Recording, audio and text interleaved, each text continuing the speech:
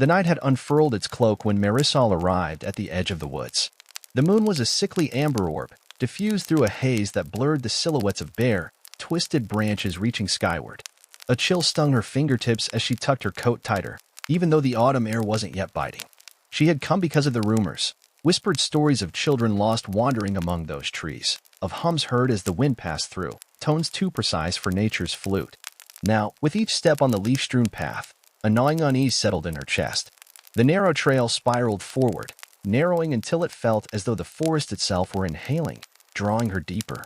She let the beam of her flashlight roll over gnarled roots and rotting logs, the beam trembling in time with her pulse. Something in her mind urged her back to the road, to the safety of half-forgotten streetlights. But she pressed on. A soft scrape went on what made her freeze. She trained the light ahead, expecting maybe a deer or a falling branch. Instead, a low door carved into the base of a giant oak came into view. The door was small, not much taller than a toddler. Rusted iron hinges and an old latch were weathered, but still intact. Heart pounding, she crouched. The door had no lock, but it felt ancient, deliberate. When she slipped inside, the beam revealed a cylindrical tunnel hewn from earth and roots, walls narrowing as they receded. Moist air smelled of mold and rot. The flashlight quivered in her grip. Somewhere deeper, she heard a scraping again, followed by a sigh so faint it could have been her own breath. She swallowed and stepped forward. Each footfall echoed oddly, as if swallowed by a void. The tunnel spiraled downward until it opened into a cavern dimly lit by phosphorescent fungus. Their pale light revealed rows of tiny chairs carved from bone, arranged in concentric circles facing a dais made of blackened stone. On the dais lay a small body, curled in fetal posture. A child, perhaps 5 or 6 years old. The trickle of dirt falling from the ceiling above sounded like slow tears. Marisol's throat tightened. The body's skin was pale and taut, lips cracked. No sign of decay, oddly preserved. Beside it, scrawled in dried earth, "Observe." Her pulse kicked. She tensed, ready to flee. But her gaze drifted downward to the floor, where she noticed prints, bare footprints leading away in a spiral from the dais, deeper into shadow. Against her better judgment, she followed them.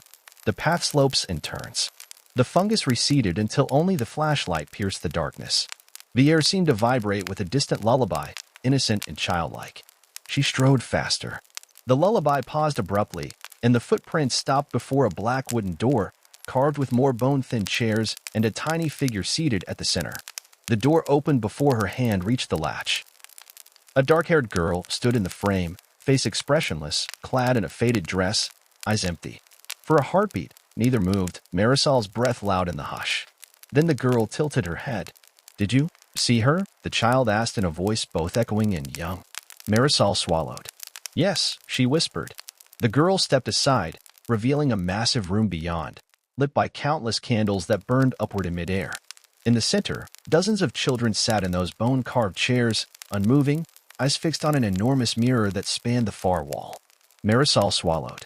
"Are they alive?" The girl's lips curved upward, but no warmth followed. They wait. Before Marisol could ask more, she felt cold at her back. Another figure emerged.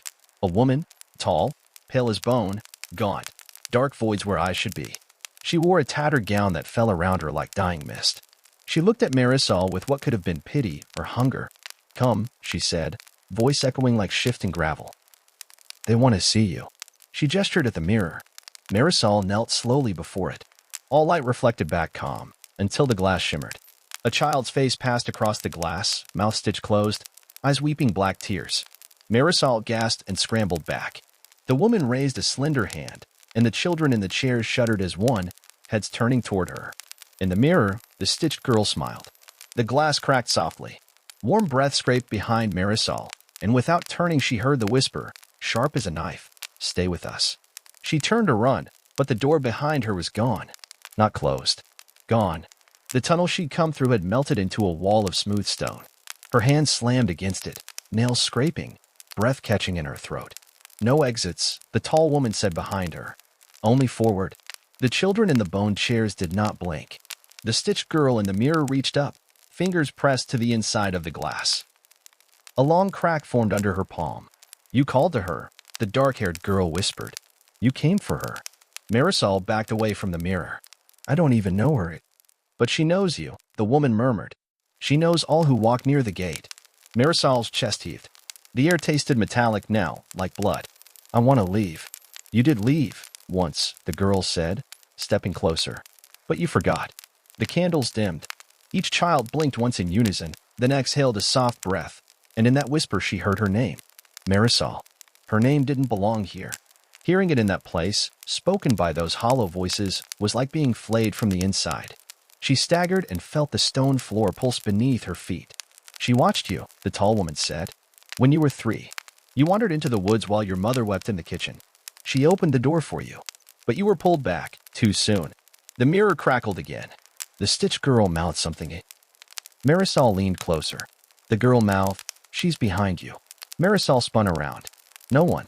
But when she turned back, her own reflection stared from the mirror. Only the stitched girl stood behind her reflection, hands on her shoulders. She screamed. The mirror shattered, spraying cold air into the room like a burst of breath from a tomb. The woman raised her arms. The way is open now. One of the children stood, then another. Their eyes were black, hollow, not empty, but bottomless.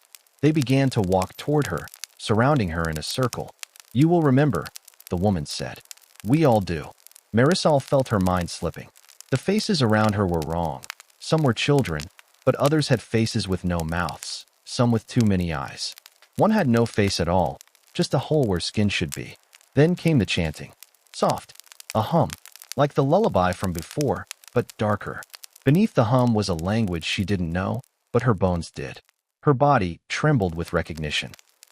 She sank to her knees, and a warm hand touched her shoulder. Don't fight it, the girl whispered. It's easier if you don't. And then everything was silence. She awoke in daylight. Birdsong echoed distantly. The trees outside swayed in a gentle breeze. Marisol sat up slowly, finding herself on the forest floor just outside the gnarled oak. No door, no tunnel, no trace of what had happened. She touched her neck, half expecting blood or frost. Nothing. But there were scratches on her wrists, 3 thin lines that stung slightly. Her phone was dead. Hours must have passed. Staggering upright, she stumbled to the road and made her way back to her car. The keys were in the ignition, and the gas tank still full. When she turned the engine, the radio came on mid-song. A child's lullaby, distorted. She switched it off immediately. The memory of the stitched girl burned in her head. Back at her apartment, she locked every door and window, though it brought no comfort. That night, she dreamed of the mirror. The stitched girl looked at her from behind glass that pulsed like skin. The black-eyed children hummed while the faceless one crawled up her bed. She woke screaming. Lights flickered. Her clock blinked 3:33 a.m. Each night after, the dreams worsened. They were no longer dreams. Sometimes she found black dirt on her sheets. Once, she found a small chair beside her bed, carved from something that wasn't wood. She called her mother. Do you remember? Something happening to me in the woods? Silence on the line. Mom, you weren't supposed to remember, her mother said, voice trembling. What do you mean? There was a door, but we told the priest. We thought it was sealed. Oh God, Mari, you weren't supposed to remember. What was it, Mom? What happened to me? You brought something back, her mother whispered. The call disconnected. She didn't sleep the next night, nor the one after. Then came the humming in the vents. The vents sang louder each night. The tune was familiar now, an inversion of the lullaby she'd once heard in the tunnel. It didn't belong in the world she knew. It warped things. Her cat wouldn't enter the bedroom anymore. Plants in her apartment wilted overnight. Her reflection would lag when she moved. She tried to record the sounds, but every recording turned to static, except for one, where a faint child's voice whispered, "We remember." Sleep-deprived, she wandered through work like a ghost. Co-workers avoided her. She caught her boss watching her through the cracked blinds, face pale. One night, unable to take it anymore, she went to a sleep clinic. They hooked her to monitors and told her to relax. That night, she didn't dream. She opened her eyes and was sitting in the blackened stone room again. The children stared. The tall woman stood behind her, but her face now twisted and broken. When I drooped far too low, her jaw extended unnaturally. Her voice was no longer gravel, but went screaming through cracks. You cannot flee what lives inside you. Marisol tried to scream, but her mouth wouldn't open. In the mirror, she saw her stitched reflection. The stitched girl smiled. When she awoke, the sleep technician was dead, eyes gouged, body rigid in terror. Blood covered the screen of her sleep monitor. The footage showed her sleeping peacefully, and something else crouched over her, invisible to the camera except when lightning struck through the window. Its form briefly illuminated in the flash. Tall, thin, and faceless, she fled the city, drove for hours, past state lines, into rural fields and empty skies. The dreams followed. Even with no signal, her phone would buzz at 3:33 a.m., always showing a message she never wrote. Come back. One day, on a dirt road far from any town, her car broke down. Smoke hissed from the hood. She walked for hours, until she found an old farmhouse. Dust coated every surface inside, but someone had lit candles in a circle on the wooden floor. She should have left, but exhaustion made her sink to the center of the circle. She closed her eyes. When she opened them, she was a child again, walking in the woods. Marisol, a voice called. Her voice. From her adult body, standing in the trees ahead. Her child self walked toward her. The trees whispered. Don't go, she called. Please. The child hesitated. Then the tall woman stepped out from behind the trees, took her hand, and led her toward the oak. No. But it was too late. The door opened again. Marisol jolted awake in the farmhouse, heart pounding. The candles were all extinguished. Mud covered the floor, leading out the door. A child's shoe sat beside her, old, mold-covered, with a bone sliver where the sole should be. She drove again. Didn't stop for gas, food, or sleep. Eventually, she passed a sign for a town she didn't remember, Raven Hollow. It wasn't on any map. She stopped because the car refused to go further. It died in the center of town. Raven Hollow was gray. The people wore black. No one smiled. A church bell rang every 33 minutes. At a diner, an old woman approached her table. She didn't ask if Marisol wanted coffee, just poured it. They always come back, the woman said, without looking at her. The hollow calls what belongs. I don't belong here. The woman smiled with too many teeth. Then why do you know the lullaby? Marisol stood and left. That night, the church bells rang 13 times. And every time they rang, a knock sounded on her motel door. She opened the door at the 13th knock. A mirror stood in the hallway. Her reflection stared back, stitched mouth, black tears. And behind her, the children stood, watching. She smashed the mirror. The motel clerk found her the next morning asleep on broken glass, hands bleeding, eyes open. When police came, the mirror was gone. No blood on the floor. Just one line carved into the wall above the bed. Remember, she was taken to a hospital. Psych evaluation. Isolation. But every night, the lights flickered at 3:33. And the lullaby played through the intercom. No one else heard it. A nurse tried to drug her one night. The lights failed. When they came back on, the nurse was hanging from the ceiling, mouth stitched, eyes wide in horror. She was released 2 days later. No charges. They just wanted her gone. She knew then. There was no escaping it. Marisol returned to the woods. It was late October now. The trees were skeletal. The air was heavier. She found the old oak again. No door. But she brought a shovel. She dug at its base. After hours, her fingers struck wood. She unearthed the door and opened it. This time, the tunnel didn't wait. It dragged her in. She fell into blackness, through screams, through voices calling her name. Then silence. She stood in a new chamber, deeper, colder.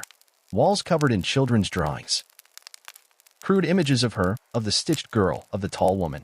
A final drawing showed her in the center of a circle, bleeding from the eyes, while children danced around her. In the center of the room was a single chair, bone white. Waiting, she sat. The children returned. This time they sang. Each line of the song flayed part of her memory away, until she remembered the first time she had come here. She remembered the pact. I was to stay, she whispered. But her mother had pulled her back. Now they wanted payment. The tall woman appeared. You left a space behind, she said. It grew hungry. Marisol felt the hunger now. It came from her.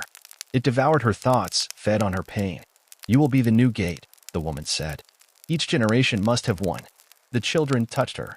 She screamed. She didn't remember leaving the chair.